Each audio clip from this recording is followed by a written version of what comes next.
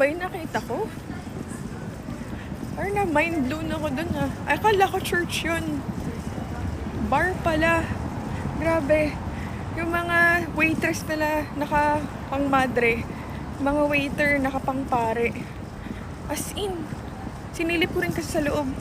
May altar, tas may mga chairs din from, like, exact similar ng itsura ng Catholic Church. Roman Catholic Church. Ginaya nila. Even the symbols, cross. That's so rude. I mean, di naman sa nagpapaka-religious, pero I find it very offensive.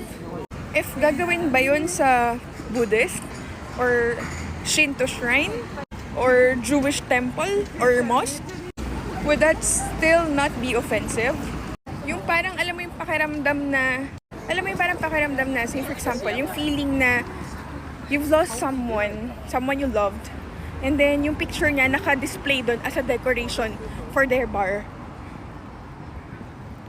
Di ba parang, ang rude? Wala lang. Na-shook lang ako doon sa nakita ko. Nadaanan ko lang dito ako sa Japan, sa may Shibuya. It's along Dogenzaka. Nadaanan ko na siya everyday. Akala ko talaga church siya. Tapos na-tsempuhan ko lang ngayong gabi na bukas siya. Pagsilip ko, bar pala siya. Wala lang. I find it disrespectful. Tingin nyo.